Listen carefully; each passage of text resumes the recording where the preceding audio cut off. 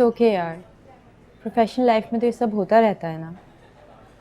और वैसे भी वो तुम्हारे बॉस हैं। बॉस हैं नहीं, बॉस थे। उन्होंने साफ साफ इनकार कर दिया मुझे वापस नौकरी पर रखने से।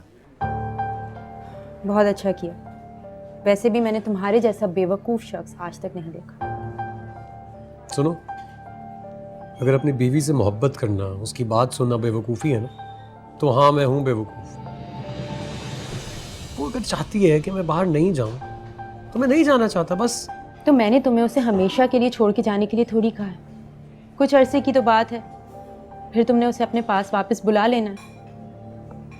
ये तो तुम समझ रही हो ना, वो ये बात नहीं समझ रही है। और डॉक्टर्स ने कहा है कि इस हालत में उसको स्ट्रेस नहीं देना।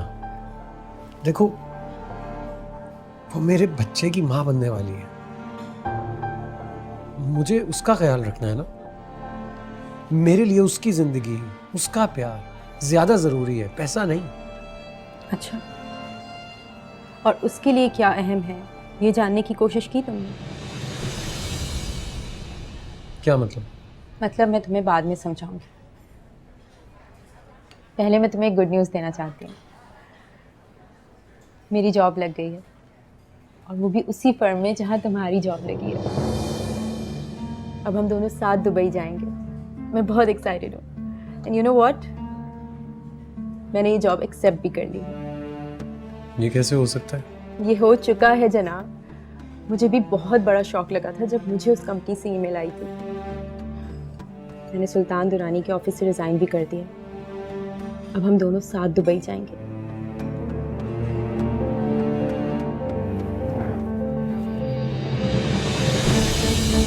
हारून, हारून रुक जाओ प्लीज, मेरी बात सुनो। मैंने तुम्हारी वजह से जॉब के लिए अप्लाई नहीं किया है। It's just a coincidence. Please मुझ पे बिलीव करो। ऐसा कैसे हो सकता है? कैसे हो सकता है कि जहां से मुझे ऑफर आई है वहीं से तुम्हें भी आ गई है? ऐसा ही हुआ है। मैंने भी दुबई में 2 महीने गुजारे। मैंने काफी जॉब्स के लिए अप्लाई किया था, उसमें से एक से मुझे रिप्लाई आ गया। मैं बहुत खुश हूँ हारून कि हम दोनों साथ दुबई जाएंगे। शायद अल्लाह ताला भी यही चाहते थे। नहीं, तुम्हें जाना है तो तुम जाओ, मैं नहीं जा रहा। क्या करोगे तुम यहाँ रहकर? जॉब तुम्हारे पास है नहीं। मैं अभी इसी वक्त तुम्हारे घर जाऊंगी और तुम्हारी अम्मी को समझाऊंगी कि वो तुम्हें समझाएं। शायद वो ही तुम्हें कुछ अकल दे सके। देखो रमशा, मेरी जाती जिंदगी में मुदाखलत करने की कोशिश मत करो। नगीन के सामने इस बात का जिक्र बिल्कुल भी मत करना। पहले ही मुझ पर शक कर रही है। उसके दिल में यह डर बैठ गया है कि मैं उसे छोड़ दूंगा। तुम अपनी बीवी से इतना डरते क्यों हो? मैं उससे डरता नहीं हूं, प्यार करता हूं। प्यार? क्या तुम्हें ये पता है कि उसे तुम्हारी कितनी परवाह है? वो तुमसे प्यार करती है या नहीं?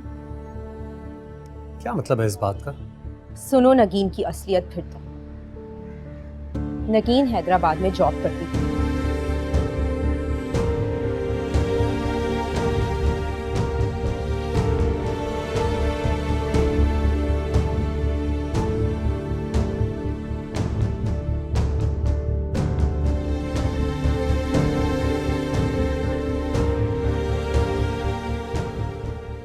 मैं तो तुम्हें ही लेने आई थी, लेकिन ये अच्छा हो गया कि हारून दुबई नहीं गया।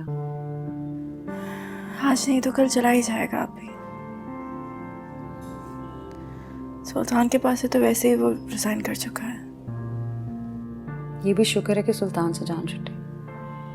अब उससे कहना ना कि कोई नई जॉब तलाश करे। एक्सपीरियंस तो उसे मिल गया है। अब नई जॉब मिलने में कोई टाइम नहीं लगेगा। वही सुनते ही कहा है। पैसे कमाने का भूत तो पहले ही सवार था उन पर। अब उन्हें और उनके घर वालों को इन तमाम आसाइशों की आदत हो गई है।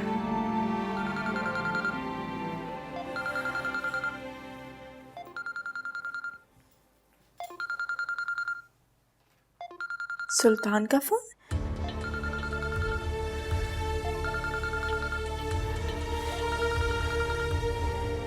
सच तो ये है कि वो झूठी, मक्कार, धोखेबाज लड़की इस लायक ही नहीं है कि तुम उसे चाहो। तुम अभी इसी वक्त उससे डिवोर्स दोगे। And once and for all ये चैप्टर खत्म करोगी बस।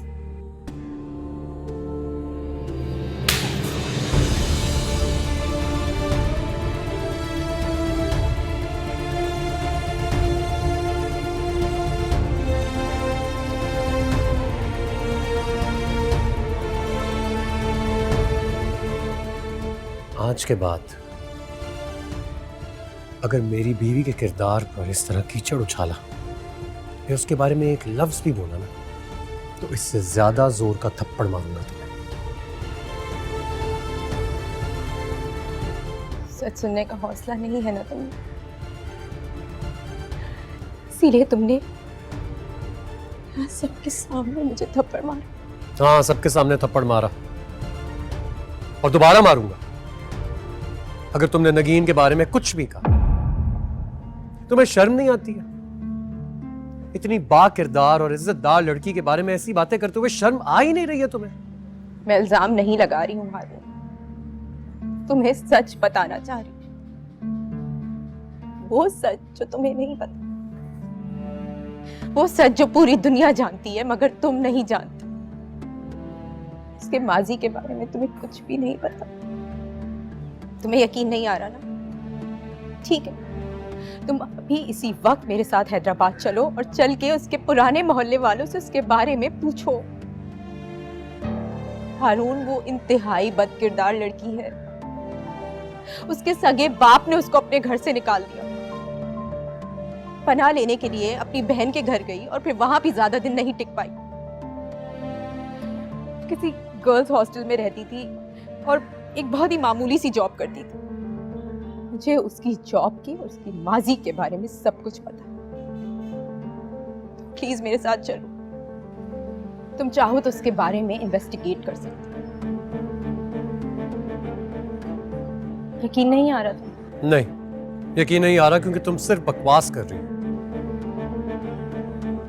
सच कहो तो मुझे भी यकीन नहीं आ रहा था। नगीन जैसी लड़की, इतनी बाइज्जत, बाकिरदार, वो ऐसी कैसे हो सकती? मैं जानती हूँ हारून कि नगीन तुम्हारे साथ एक इज्जत की जिंदगी बसर करना चाहती है, लेकिन उसने तुमसे अपनी जिंदगी की सबसे बड़ी बात छुपाई है। सोचो, सोचो जो लड़की तुमसे अपने माजी के बारे में इतनी बड़ी बात छुपा सकती है, वो तुमसे क्या क्या छुपाएगी।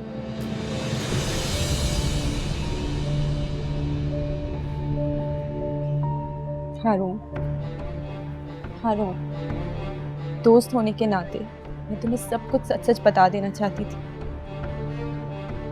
आज नहीं तो कल तुम्हें नगीन के माजी के बारे में तो पता चलना ही था,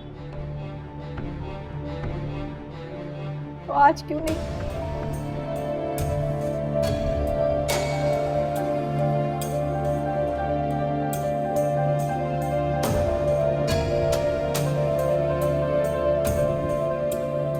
तुम्हें मेरा घर बर्बाद किए बगैर चैन नहीं मिलेगा ना? मैंने कब कोशिश की तुम्हारा घर खराब करने की? तुम्हारा घर अगर खराब हुआ तो हारून की वजह से होगा, उसकी बेवफाई की वजह से होगा। पुरानी मोहब्बत जो मिल गई उसे। मैंने भी हारून को रमशा के साथ देखा था। झूठ बोल रहे हो तुम ये सब कुछ इसलिए कर रहे हो ताकि मेरा दिल हारून से खराब हो जाए। और वो अच्छा, तो ठीक है, फिर उसे कॉल करके देख लो कि वो तुम्हारा फोन उठाता है या नहीं। मैं उन्हें फोन करूं या ना करूं, वो मेरा फोन उठाएं या ना उठाएं, मुझे बेवफा कह के छोड़ दें या फिर मुझसे हमेशा के लिए दूर चले जाएं। लेकिन ये बात याद रखना सुल्तान दुरानी, तुम्हारी मेरी जिंदगी में कोई जगह नहीं। झूठ बोल रही हो। मैं जानता हूं कि तुम मुझसे आज भी बहुत मोहब्बत करती हो, लेकिन देखना एक दिन आएगा जब तुम्हें मेरी मोहब्बत पर यकीन आ जाएगा और तुम हमेशा के लिए मेरी हो जाओगी। मैं इंतजार करूंगा उस दिन का। ठीक है, करते रहो अपना वक्त जाया, क्योंकि वो वक्त कभी नहीं आएगा। मैं जो कुछ कर रहा हूं वो तुम्हारी खुशी के लिए, तुम्हारे फ्यूचर के लिए कर रहा हूं। तुम्हें समझ नहीं आता क्या? मेरी खुशी इसमें है कि तुम हमेशा के लिए मेरी जिंदगी से दूर चले जाओ। अपनी शक्ल मत दिखाओ, कभी भी नहीं।